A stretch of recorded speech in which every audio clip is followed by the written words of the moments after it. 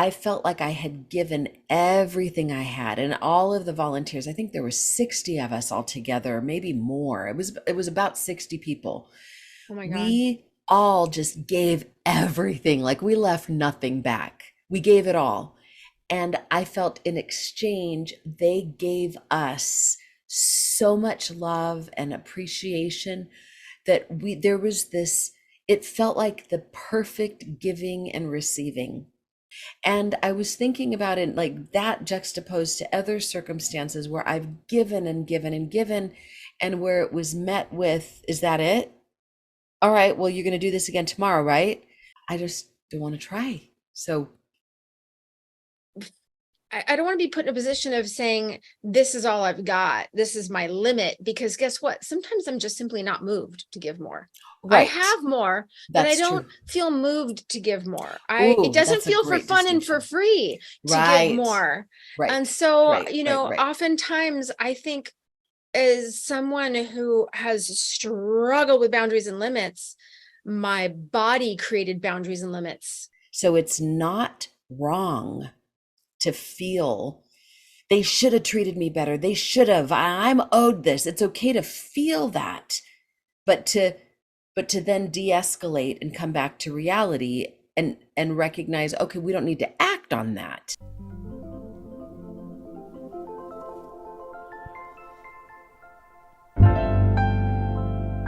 When I'm in need of a great big grin, I know where to go for some oxytocin. When the whole world seems to be cold and mean, I know who to call for some dopamine.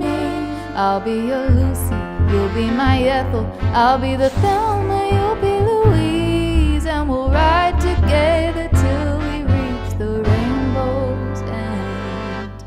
Thank you for being my friend.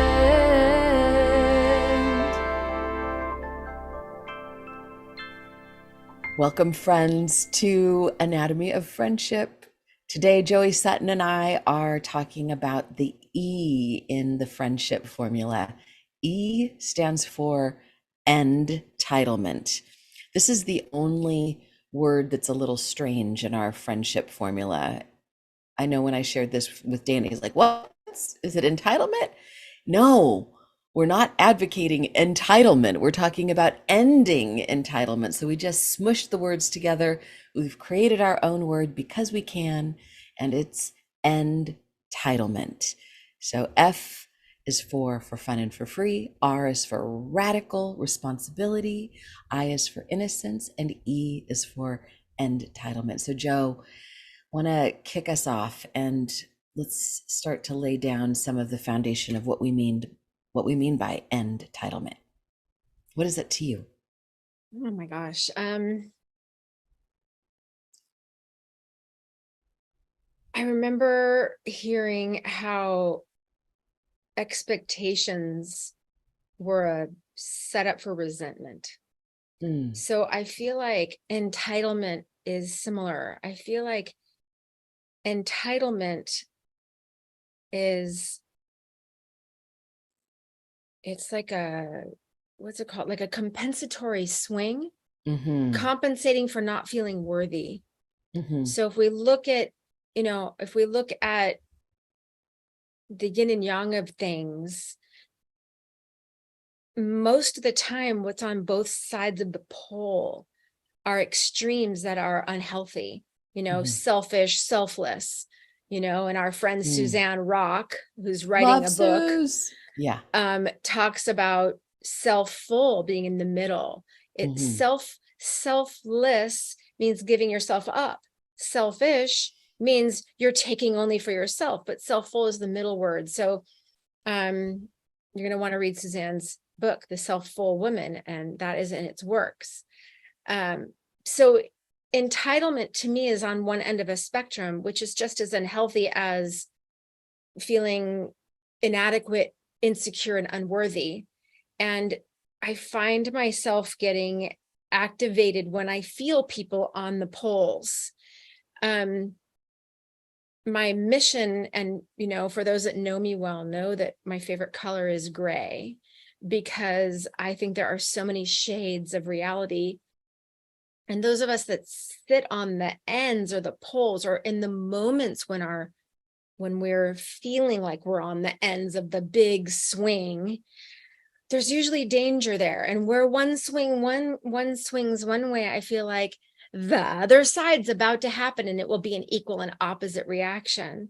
And so, having said that, I like gray because I'm always looking for the middle path, which, we talk about a lot in Buddhism, is the middle path. And that doesn't mean, I like when people say I'm balanced. Balance is something that means you are, like I like to say, standing on the fulcrum of a teeter-totter, and you're trying to be balanced. But, you don't really balance. You don't sit in a balanced state. A balanced state would be like when the thing stops swinging entirely. Okay, so I went from teeter-totter to a swing now. So if a swing is going back and forth and it sits right in the middle, it's now balanced. And so I'm not looking for balance because I'm alive. I'm a living person. So I'm going to be swinging just like trees in the wind are going to swing. I'm going to swing, and it may be imperceptible, but there's usually a little bit of a swing going on. So I know I'm going to come back around to End-Titlement here, but I've had to set the context for the extremes. And I cut myself off to say that. I know. I seek relative balance, and Yeah. relative balance is relative to your own life. Like if you were born, in the porous triangle between India, China, and Tibet, your relative balance is going to be very different than those of us on the West Coast of, America in the 21st century.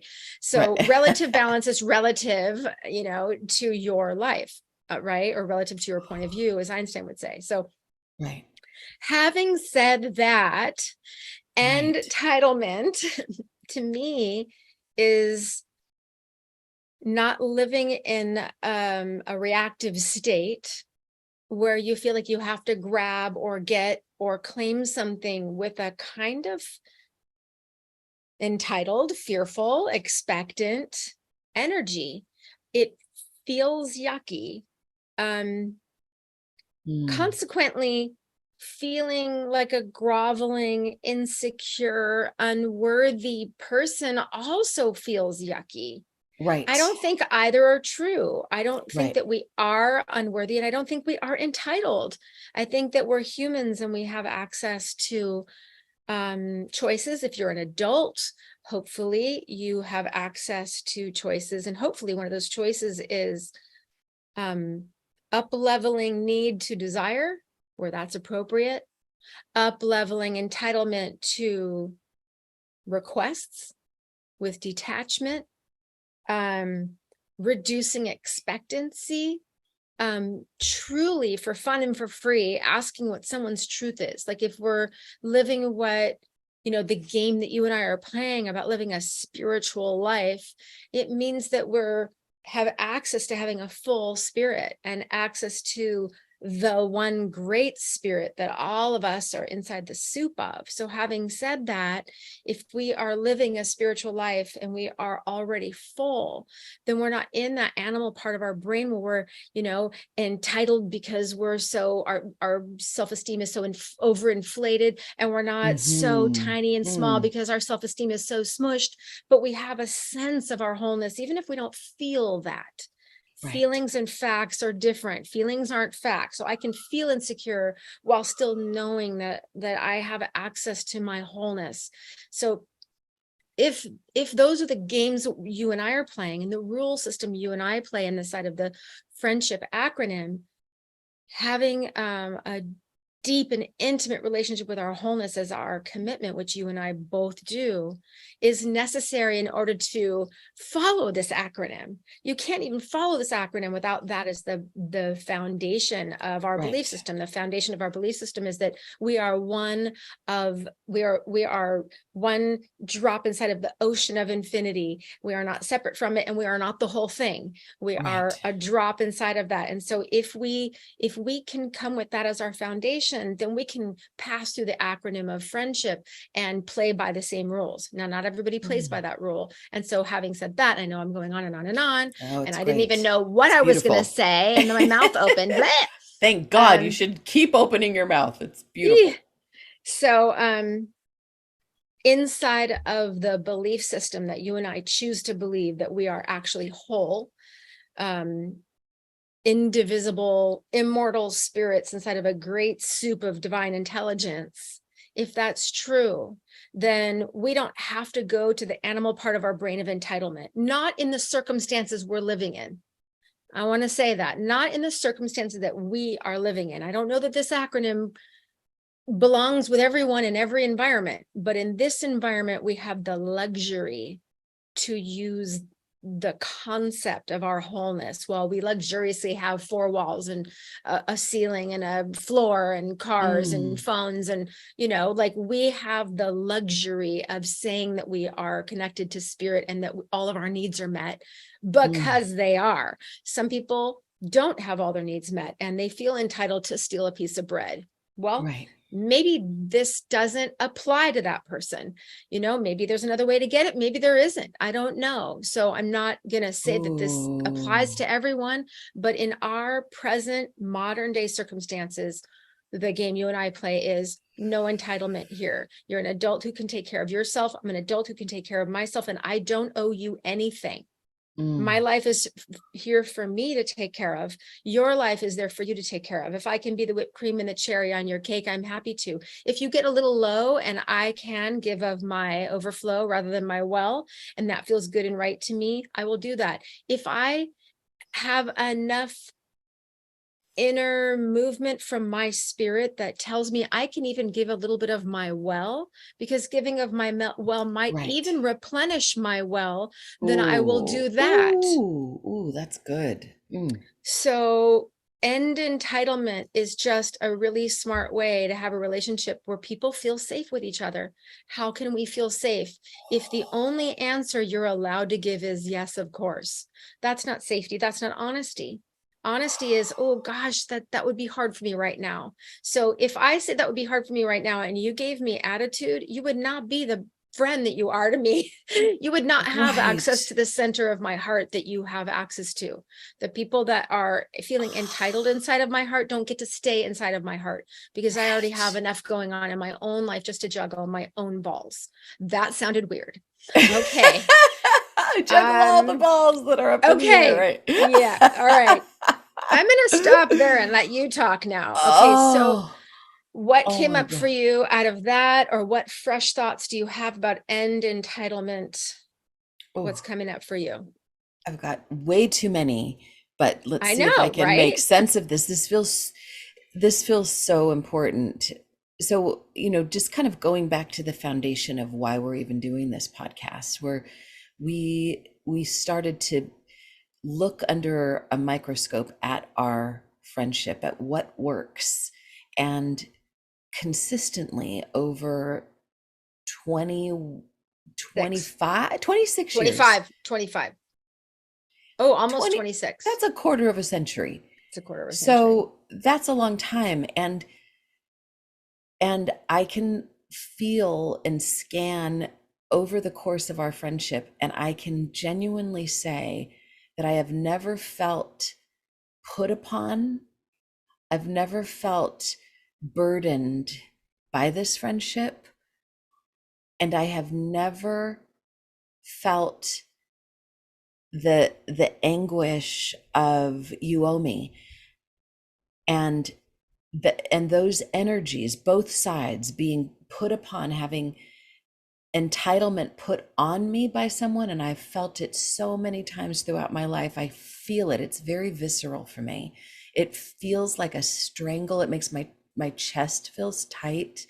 I can feel like a constricting in my throat, and it causes me to, my body, my animal body wants to step away.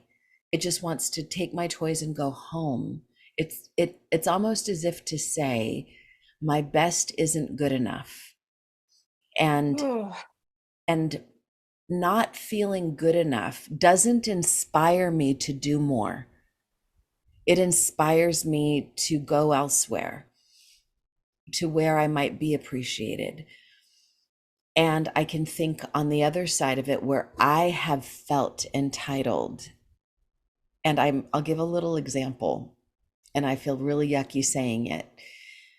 But years ago, right after Dana and I got married, the church I was then going to was there. It was scheduled that they were going to kind of celebrate us from the pulpit, and there was like it was scheduled, so it was in the program. It was kind of, so Dana and I were there, and I was nervous and excited, like waiting for the moment where we would be brought up and where the whole congregation would kind of bestow a prayer on us.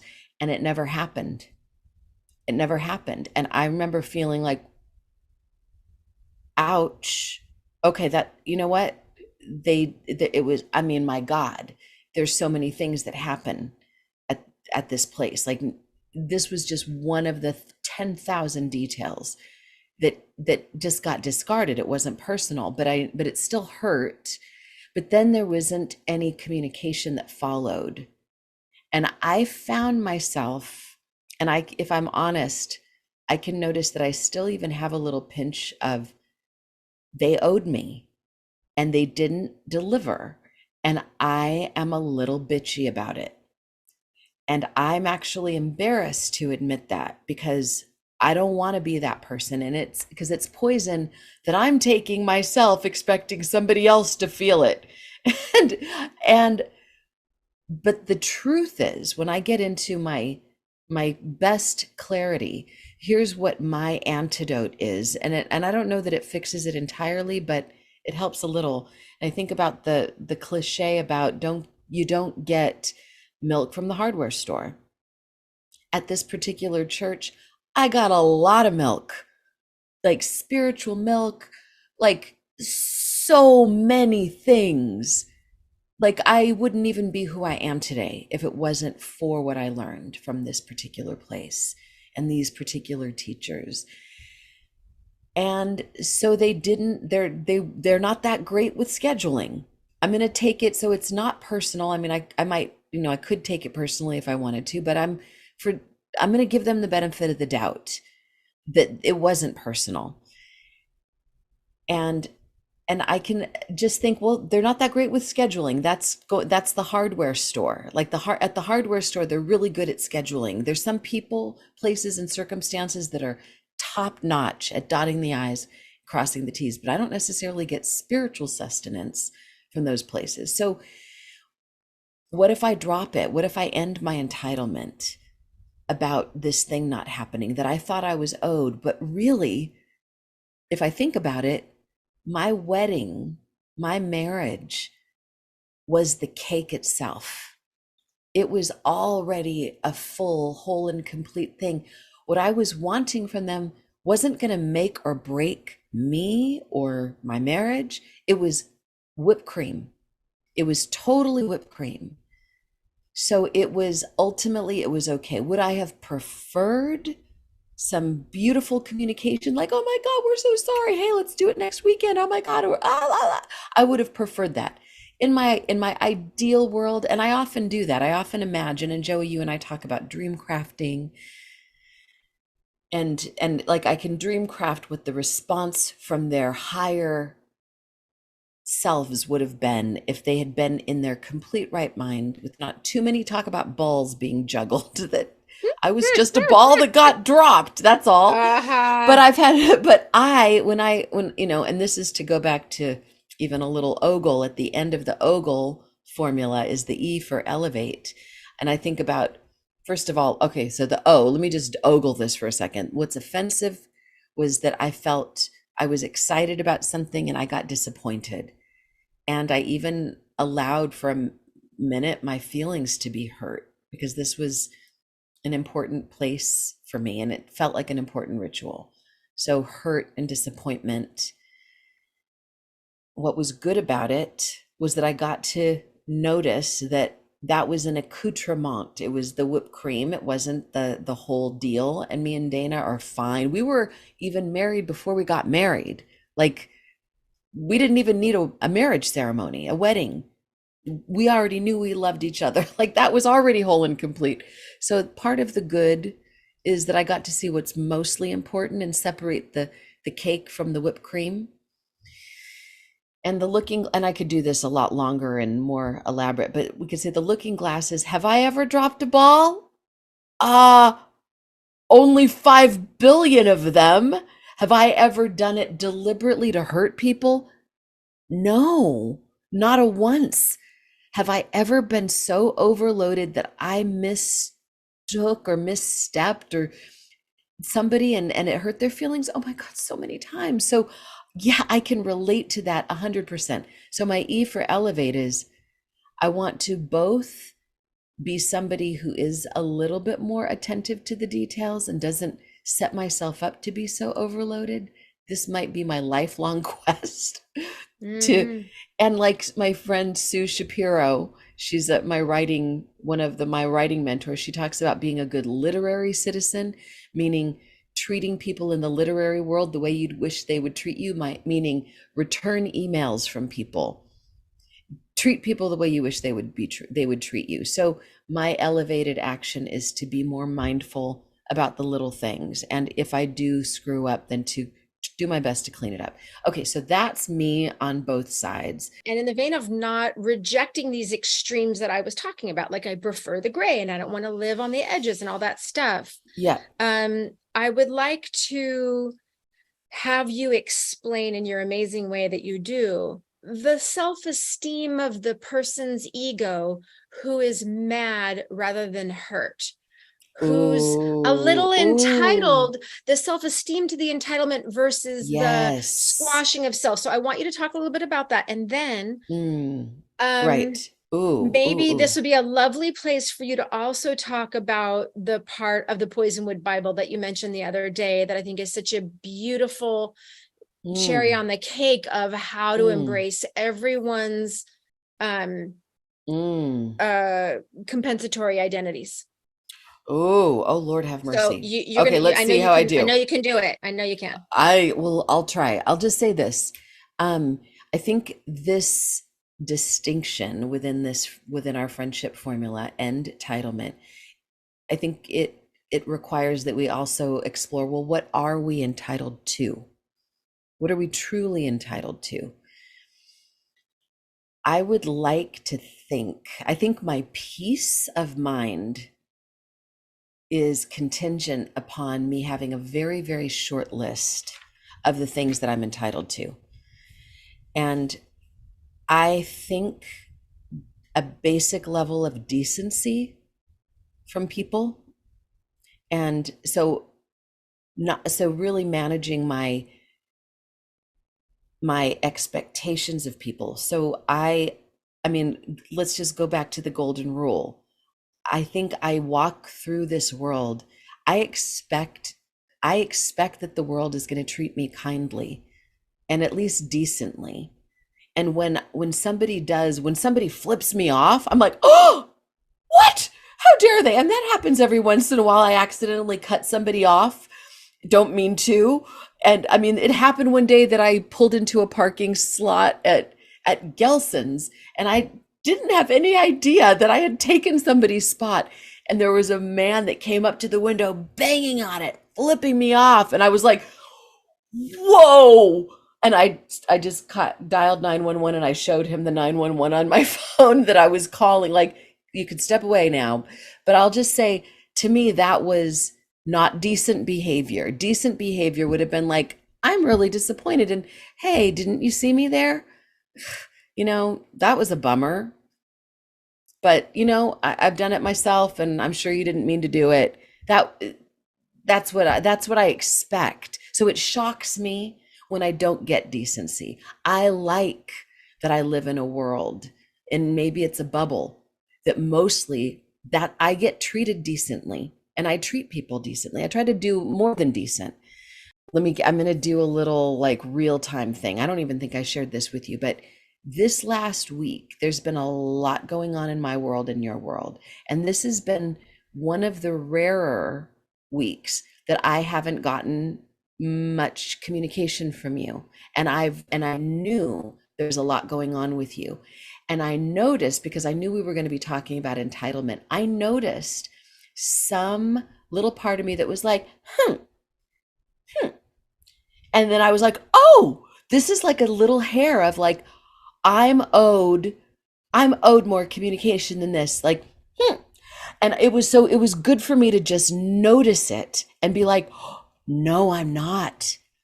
Every moment is an extra massive dollop of whipped cream. Every moment is extra. Every moment is a brand new lottery ticket. And that's the truth.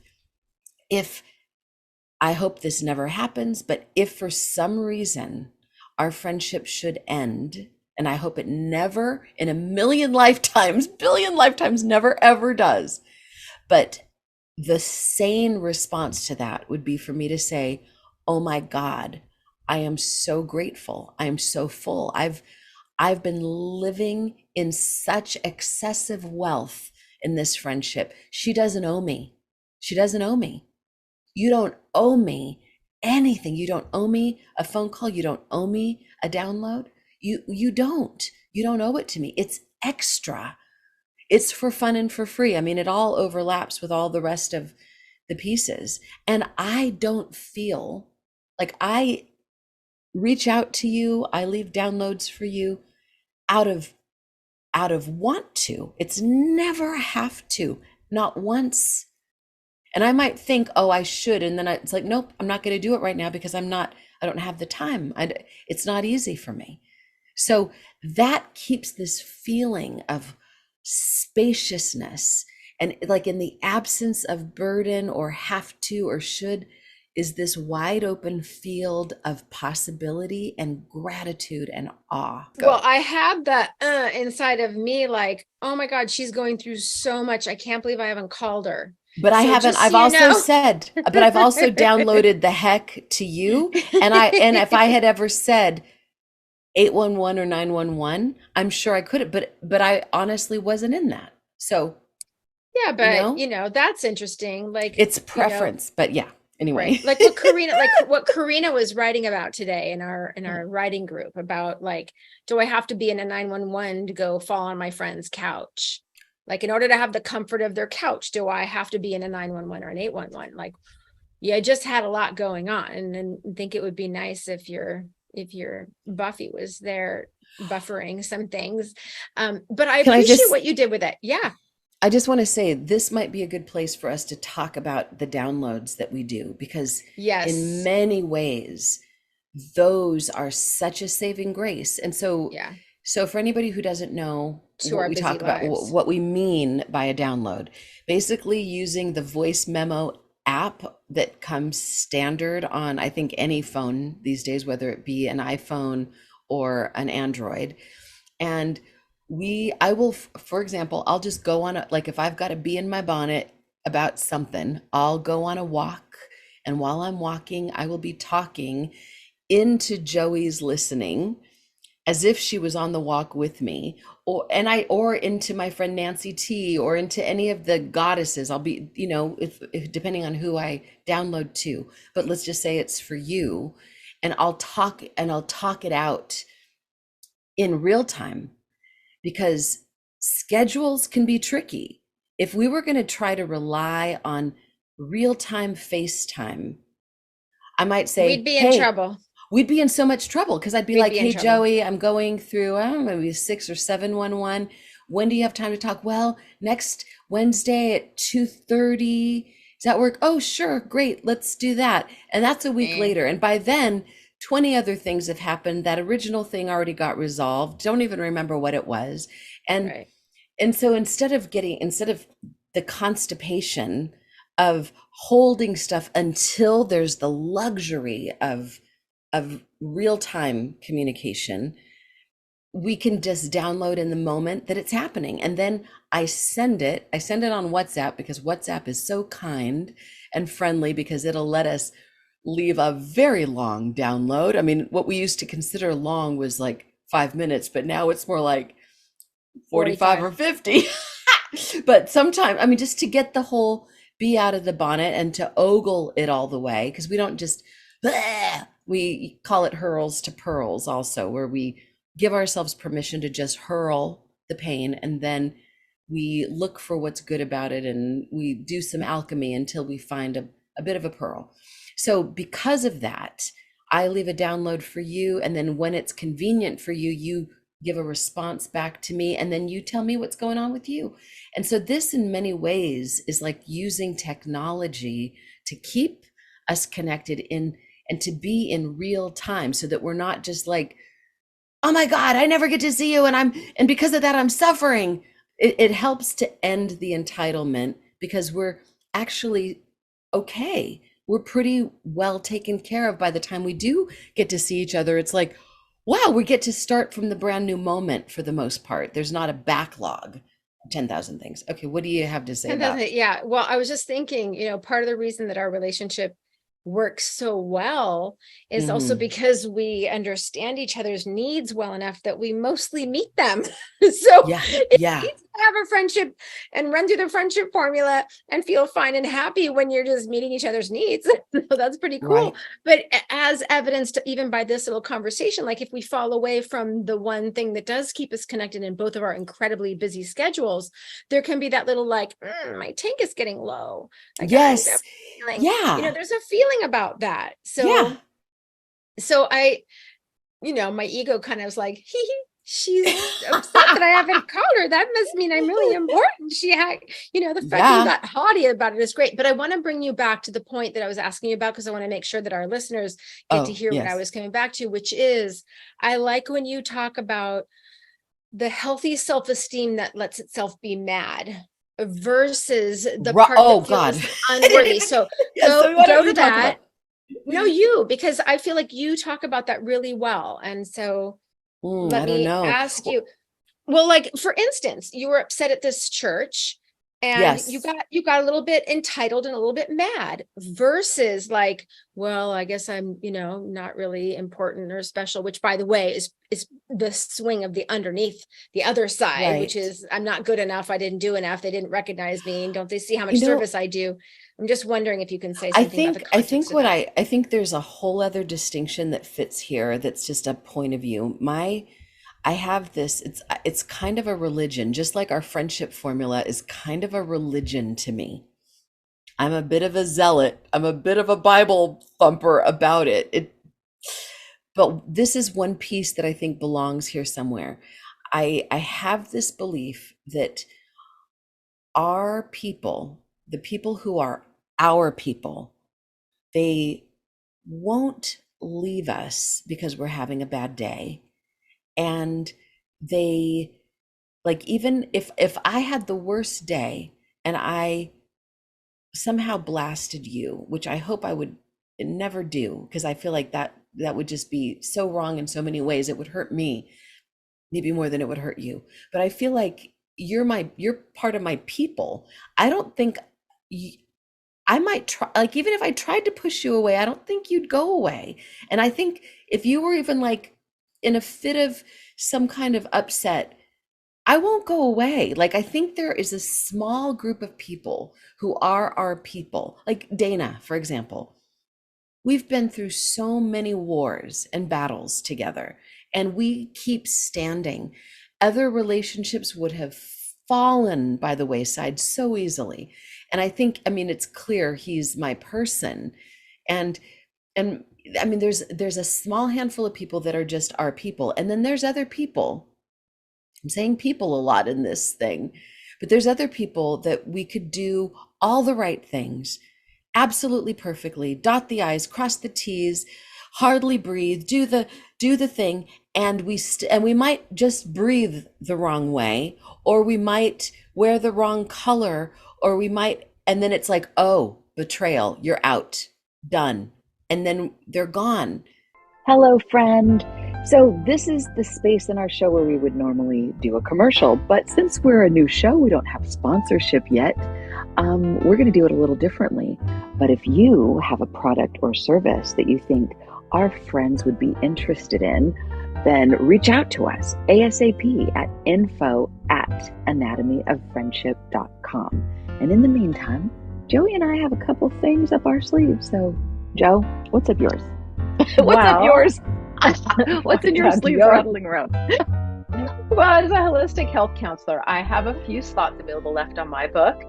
And I'm really excited right now about the communication strategies I've been studying regarding neurodivergence and speaking to people who are struggling. And that's a massive thing going on in our world right now. Cal? You are so good at that. Oh my goodness. So, what I've got going on is you can go to my website, kellysullivanwalden.com. And if that's too hard to spell, go to ihadthestrangestdream.com. And there's a place where you can book a private session with me if you've got dream questions. Also, I've got my books and oracle cards on there. Speaking of oracle cards, the latest one that just came out is Wild Dreams Animal Oracle. This is from Blue Angel Publishing, and this has 44 animals. So it's kind of about like, what if you dream about animals, what are they trying to tell you? Mostly, spoiler alert, they're trying to tell you to just let loose and become more of your wild, fully expressed, passionate self. Oh. So I like to think that our people, the people that are worth me pouring my heart and soul into, are the people that do show up, and the people that do come around, and that do clean things up, and that do tolerate me when I'm not at my best. And so I feel like those are the people worth focusing on. So just to kind of go back to this example I was giving about this church, there's some part of me that was like, well, maybe they're not my people. Like maybe like that behavior, like I like this part of the behavior, but I don't, this part just kind of means like if I'm looking at things biologically, we talk about this, looking at things under a microscope, like let's just be chemists and physicists for a moment, which is the furthest thing from what I am, closer to what you are. But we could just see that there's like a grouping of electrons, atoms, molecules that are kind of naturally grouping to each other. And then there's some that are naturally kind of moving in another direction. What if that's just fine? What if there's nothing wrong with that? Like, what if they had done everything just right, then I might still be, that might have changed my life. Like I might be a much bigger part of that world, which means I might not have written the books that I would have written. Like, what if they were just being them? But it didn't quite work for me. So they're now to go to another one of our distinctions about the rings of Saturn, which I think we have talked about here so far. Like they just got a little bit further on Saturn from me. And that's so instead of me feeling, so I think it starts off with a sting, with like a jolt of ouch.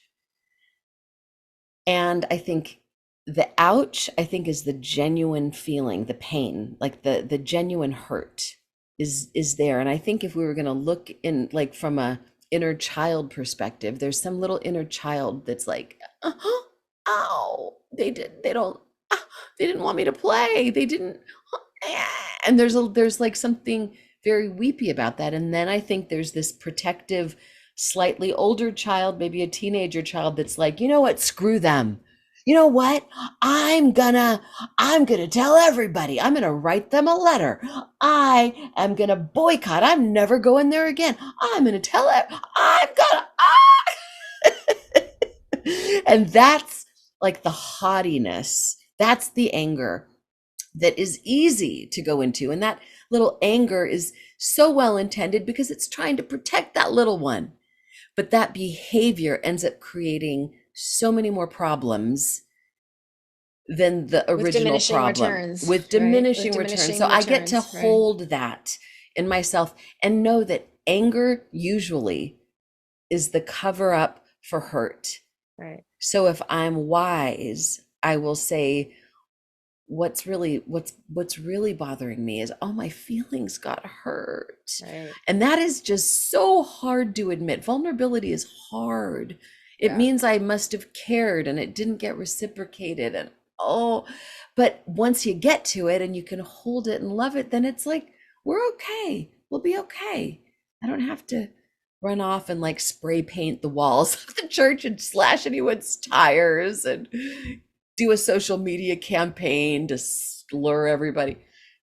Did I answer that question at least in You the most did, you roundabout did. way? You totally did. You totally did. And I want to just talk about how to make this gray because you already did it. You did it, but I want to bring another language in to make Okay. this gray. Um, I love how, for anyone that knows what the Enneagram is, it's a personality typing system. And one of the things I Mm. love about the Enneagram and the wording of the Enneagram is, I think there's 9 numbers. You can be 1 through 9, and each of those represent a personality type. And what I love about it is it says a healthy number 1 will do Mm-hmm. this, a healthy number 2, but turned up a few notches too high, Mm-hmm. and I added this, fueled with fear, Yeah. becomes this.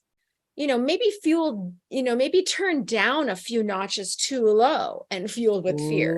It'll look like this. Ooh. So like Ooh. there's like Nice. the way you make gray is with black and white. That's how you make gray. Yeah. Even what looks like the blackest black is often a shade of gray. It's turned up really high. We And all know so there's 50 shades of that, but at least yeah. Sorry. yeah. So, but I appreciate how honest you were about the church experience and that we got to talk about the swing. I really wanted to hear you talk about it. You talked about it better than I could have asked you to. Just Mm. how you talked about the anger and the hurt, and then like, I'm taking my marbles and I'm going home and I'm not going to be there as much. And the other one is like, I just feel really hurt and wasn't I important? And I think that helplessness is no one's favorite way. And Mm. anger feels productive. There's a Yes. It productivity feels feeling. empowering, It does. It feels empowered empowering. somehow. Yeah. Yeah, it does. It feels like power. Anger has a surge, a literal chemical, internal chemical surge of adrenaline from the autonomic nervous system Mm. that's like, "Rawr!" And so it just, nobody wants to lay their belly up and just go, I'm totally hurt. Unless that's a Mm. really good survival mechanism, of which I have donned that survival mechanism. It has been helpful for Mm. me at times. And the angry, entitled survival mechanism has also been helpful for me at times. So it's not like, you can't ever be entitled. No, we have a big language between us that says we are all of it. And we know that we're all of it. And yet we notice that using the tool of entitlement or the way of being of entitlement often backfires. It's not the most helpful way. I like my son, Cole, Right. always says that. It's not the most helpful way.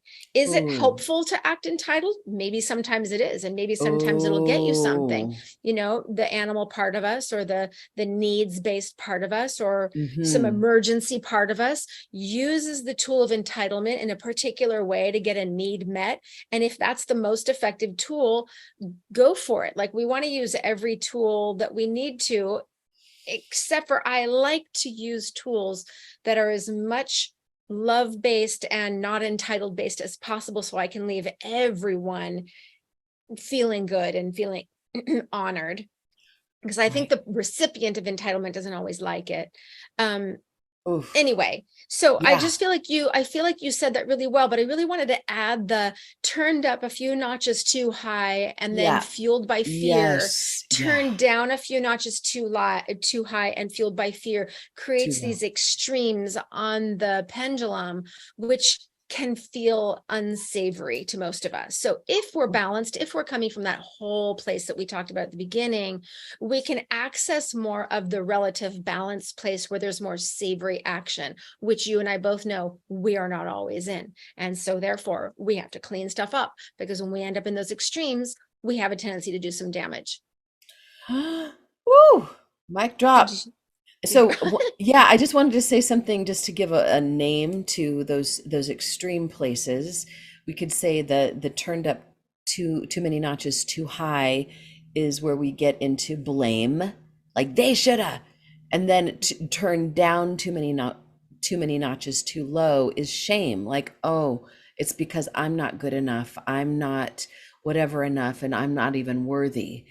And so there is some that, so that healthy middle is super important. I was thinking about in the Toltec work that I've done, there's this distinction that Ginny Gentry is very much known for talking about, and she talks about it in her book Dreaming Down Heaven, that there's this distinction known as the spiral. And at the bottom of the spiral is the victim that has been, like, damage has been inflicted upon this innocent being. And then you come up around the same mountaintop, come to the next place, and then there's the empowered victim. So that empowered victim is like, no one's going to ever do that to me again. It's the righteous, indignant, entitled victim, still a victim, but is like, oh no, I ain't going to put up with that anymore. And there is a place for that. There's, so at the next level up, like, the goal is to get to just simply empowered. So there's victim, empowered victim, and then empowered. And according to Ginny in the Toltec work, you can't get from victim to empowered without skipping through empowered victim, or entitled victim, we could say. It's a step along the way. So it's not wrong to feel they should have treated me better. They should have. I'm owed this. It's okay to feel that, but to then de-escalate and come back to reality, and recognize, okay, we don't need to act on that, because the acting on that just creates a cascade of 10,000, well, as we've already said, less preferable things that are more harmful. So I think it's an important place to recognize. And I want to just give an example of a time that it worked for me, not entitlement, but the Empowered victim. exclusion.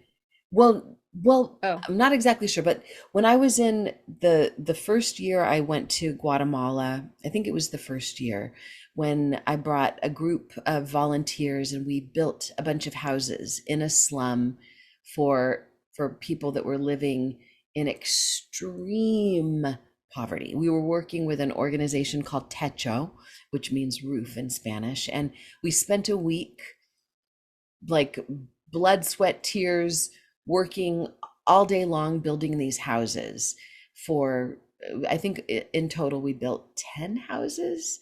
So, and like so it was for a community of people.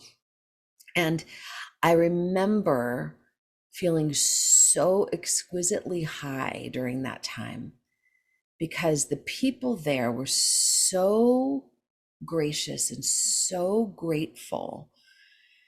And it was as if they didn't expect this. Like, they were living in these little shanty, like, some of them were cardboard houses, some of them were just little pieces of plywood or random pieces of steel, but they were, I mean, my God, there's a lot of intense weather that comes through Guatemala, and it was awful. It was awful. So what felt great, and I remember feeling like, oh my God, record this feeling in my body.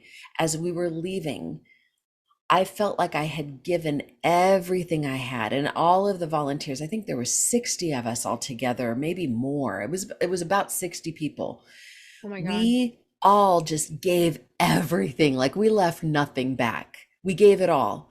And I felt in exchange, they gave us so much love and appreciation that there was this, it felt like the perfect giving and receiving. There was, and I remember thinking, why can't it always be like this? Like, this was Disneyland. It was Disneyland, to give everything I had and have what I gave be not just enough, but more than enough. And it just made me want to do more and more and more. And I was thinking about it like that, juxtaposed to other circumstances where I've given and given and given, and where it was met with, is that it? All right, well, you're going to do this again tomorrow, right? And and how depleted and kind of defeated I have felt in the presence of not enough. Somebody else looking at me with entitlement, expecting more, as if to say, I'm going to get more out of her. If I don't give her an A+, I'm going to give her a C for what her effort was, so that she'll work even harder. And I'm like, you're working with the wrong girl. Like, give me an A+, and I'm going to be like back in doing even more to get an A++. But if you give me a C after I've given everything I've got, then I just don't want to try. So can you relate? Does that bring up anything for you, Buff? Oh No, yeah. no. Oh yeah. Oh my Oh God. gosh. There's places where I pour myself in and it's still not enough. And it's like, Ah, oh my God. No, I have to tell you, I feel like I'm a recovering helper's high addict. I'm recovering because I feel like there's all these places where I've poured myself in to be really, really helpful. And it's backfired so many times that I'm now no longer thinking it's selfish to not help. That's how much it's backfired. I'm now it's no longer, I'll have to do it in the positive after I do it in the negative. yes, I'm yes. now no longer feeling like it's selfish to not help. Oh, I think you need to just say it again exactly like that. I need to Yeah. hear that. I'm Whoa. now no longer feeling like it's selfish to not help. Holy Lord. So recently Yeah. there's someone, hmm, there's someone, I have to be careful. I'm going to say it like this. There's someone that lives close to me that wanted to see me as one of my clients. Mhm. And I have a history of, because I'm not a psychologist, I'm a coach. Mhm. And coaches don't have to have the same exact boundaries as psychologists. And speaking of which, we love Peyton Levy. Shez. Uh-huh. Yeah, because she writes about, like, in her many beautiful writings, she writes Mhm. about, like, can the lines of psychiatrist, psychologist, and client or patient, can those lines be blurred a little bit more than they've learned, in school, where they're not supposed to be personal, and it's all supposed to be Right. about them. You're not supposed to Yes. talk about yourself. You're not supposed, you're not supposed to say, I love you, God forbid, even though you love your Right. No client so much. hugs. Right. Yeah. So I love that Shez writes about that. And as a Mm. coach, I take more of those liberties. Mhm. And in some of those liberty taking, and I can see why there are such rules about boundaries, because as you take some of those liberties, some of those people take those liberties with you. Right.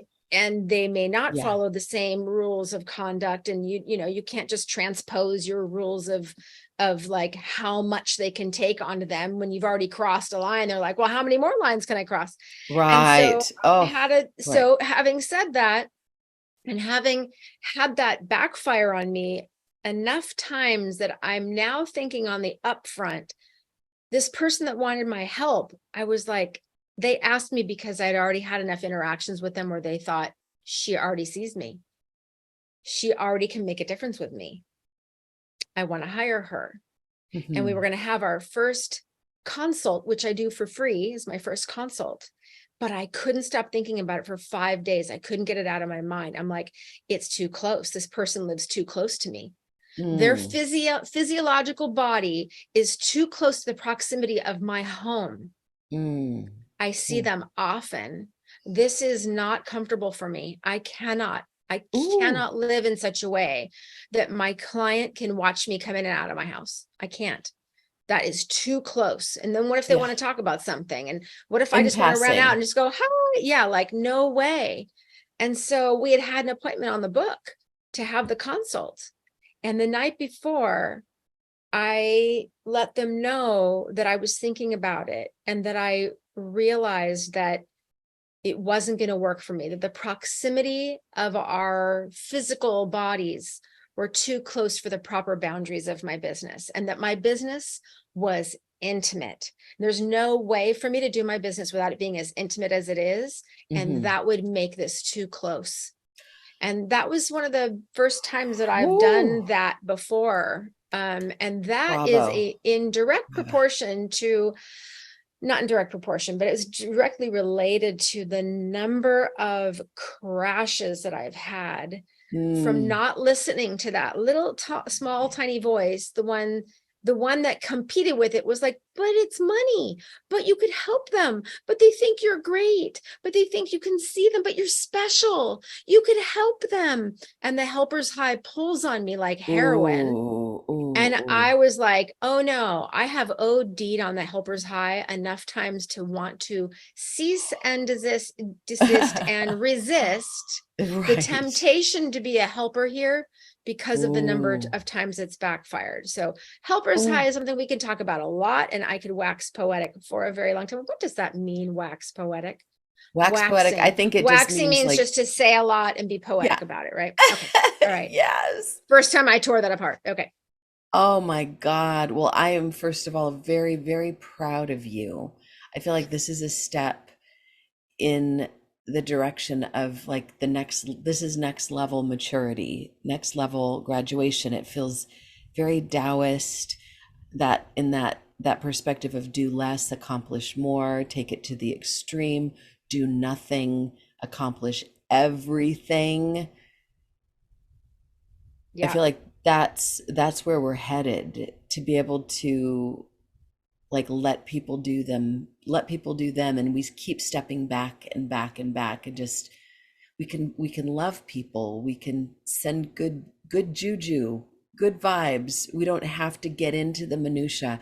And this, so I think you and I represent kind of a certain archetype of people, and not all of us, not everybody listening is going to relate necessarily to us. They might relate more to the person on the other side that's asking. They might relate to somebody that's got easier boundaries, that have always had easier boundaries. Like, no, nope, I'm not going to be your coach. I live too close. Like, I'm not going to spend 5 nights tossing about. So everybody comes in somewhere else. It just so happens that we're kind of, boundaries have been harder to come by for us. There's been, Right. it's been, I too have had the helper's high, and I would even say, and this is just, I was in a conversation with a group of people yesterday about the fact that there's this Barbie movie coming out, and there's these Barbie cafes that are popping up everywhere, and there's Barbie, like all these things, and Barbie, Marsha, and and I think I have it in my mind that there's this Barbie doll image of myself that's not just a physical kind of aspirational, what I'm supposed to be based on society's measurements and what I think all of that, but also this internal Barbie, kind of more of a Stepford version of me. I have this idealized version of what I should be for each person, what they need, and how I could fit into that. And what I'm in my growth, I feel like I'm stepping back a little bit more. And if it fits, then great. But if I have to kind of contort myself and become exhausted in the, then I'm more apt to just back off. So, and I think Mm. there's, we all have a different growth looks different for all of us. I think for the people that were all too easy to set boundaries, maybe their growth is to learn how to have a little more wiggle room and a little more fluidity and flexibility. And we all have our next thing, and for us it's about, not necessarily, I like the idea of limits as opposed to boundaries. I don't know if this is something you and I talked about, but it's, Mm. if boundaries almost sound like it's something that I'm just making up in the moment, it seems arbitrary. Like, here's a line, like the world is a Pangea, but I'm just arbitrarily drawing lines and saying, this is my country, that's yours. Whereas a limit feels like it's a bit more legit. Like, I only have this much energy. This is all I've got. And I can't do more than this. This is how much I'll do. This is what I'll put up with. This is, anyway, I think Well, boundaries, can I jump in please. there? Yeah, God, please. I cut you off though. No, no, I no. also, for those of us who struggle with boundaries and limits, I also don't want to, I don't want to be put in a position of saying, this is all I've got. This is my limit. Because guess what? Sometimes I'm just simply not moved to give more. I Right. have more, but I That's don't true. feel moved to give more. It Ooh, doesn't that's a feel for great fun and for distinction. free to give Right. more. And Right. so, Right. Right. Right. oftentimes I think, as someone who has struggled with boundaries and limits, my body created boundaries and limits until it said, I don't have any more to give. And, you know Ooh, this, but some of our yeah. listeners don't know this, but I have dealt with physical pain, numerous surgeries, autoimmune conditions, which is why I'm a holistic health counselor, because I've steeped myself in the world of like, how do I heal myself? And some of this is really an internal job of like mining the spiritual healing necessary to face the way I interpreted the world as unsafe, and that I had to keep giving of myself in order to be valuable and indispensable in this world and not be voted off the island, because I Right. had, Ooh, I had established such a low self-image of myself at such an early age, that those were just like the most lovable way that I could find to have people like me. And so it worked for a right. really, really long time. But Yes. the price I paid for that, the price I paid to bowl over my own spirit, to bowl over my own intuition, instinct, senses, desires, boundaries, I bowled over myself and therefore let people bowl over me until Right. autoimmune diseases, brain surgery, two neck surgery, shoulder surgery, blah, blah, blah, blah, blah, injuries, illnesses, colitis, you name it. So many, my body screamed out. By the way, there's a book called The Body Keeps the Score. And that Right. is like what I'm talking about right now. This is what, by the way, I don't have glasses on. I have no idea what time it is and how It's getting, we're up. Okay. Okay. So, just I think it's smart what you said, because I think it's important to bring all this to light, which is, don't wait till you hit your limit. Alison Armstrong talks about mm, like, here's your needs right here, and if you meet right. your need at the level of the need, then you'll get your need met, and if you don't, then you'll get a little upset, or you'll get a little angry, or you'll get rageful, or you'll get like, as the further you go. And actually she actually does the circles opposite, like needs, irritated, upset, angry, rageful. If you wait all the way till you're rageful, you'll finally meet your need. But and what she says is, you will always meet your need, but at what level will you meet the need? Are you going to meet it at the level of the need, or the irritation, or the upset, or the anger, or the rage? A lot of times I used to, a while ago, I didn't meet my need till the rage place, because I didn't feel deserving until the rage Right. place. And then I didn't feel deserving of the thing I wanted, because rage made me feel so guilty. And Marianne Williamson says guilt draws in punishment, and the best form of punishment is to not be able to receive love. So Ooh, we don't want to have to rely on actual limits before we set limits. We can right. have limit without reaching our limit. So I just want to create that distinction, because I like the word, but I just want that distinction to be put in there. Mm. And I'm going to let So, you say the rest and close us out.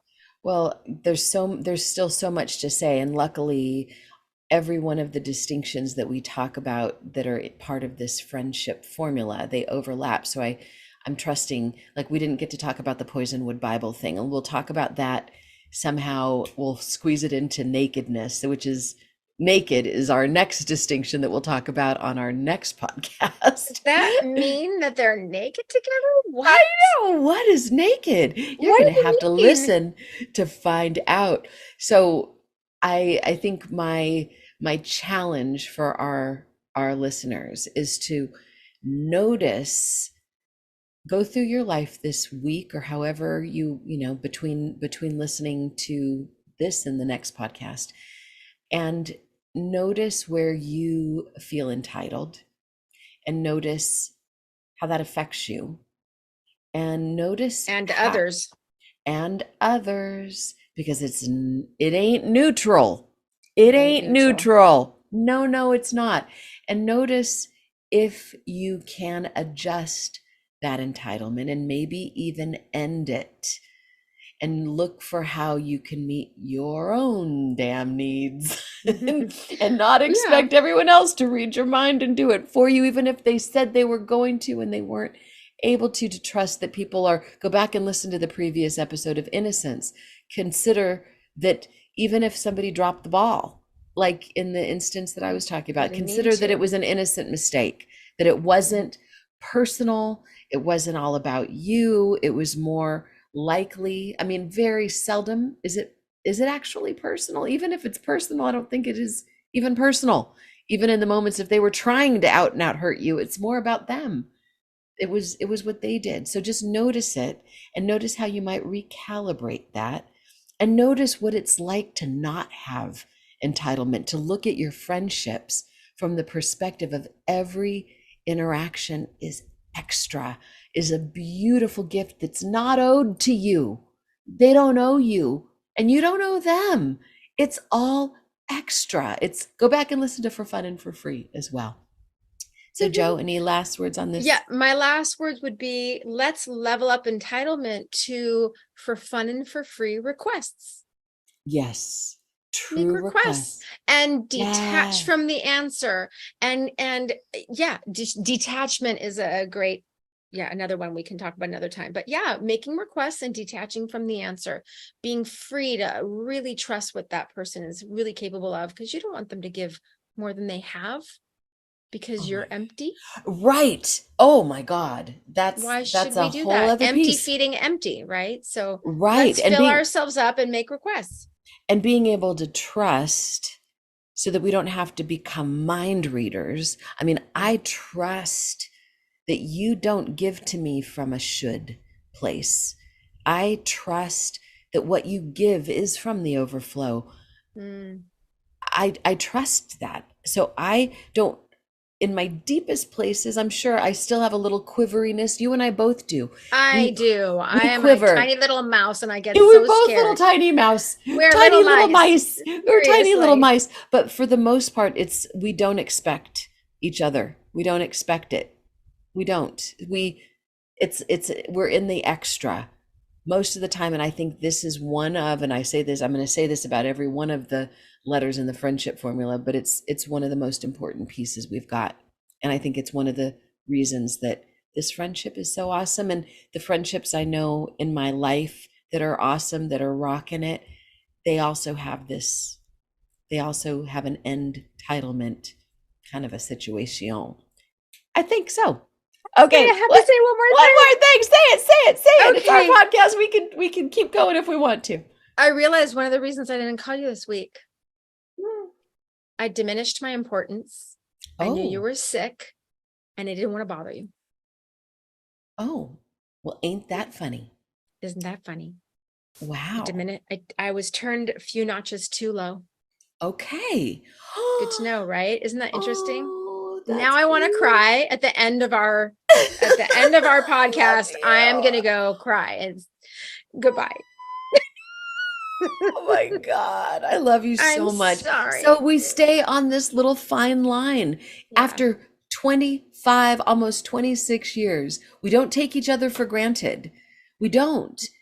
And there's room for us to grow. And maybe just like with the boundaries, we get to also play in the realm of trusting our importance with each other without getting all uppity and haughty about it. Yeah. So with that, thank you for listening. Thank you, Joey, for being my friend. Thank you for co-creating this with me after a quarter of a century in this lifetime. That's not to talk about all the other many, many lifetimes. So thank you, our friends, for listening and or watching.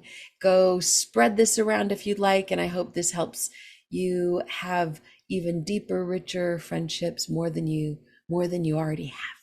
Sweet dreams. Mwah!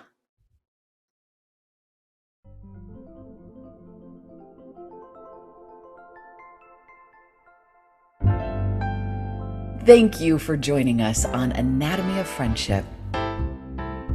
If this has been helpful to you, or if you have questions or comments, please share them with us at anatomyoffriendship.com.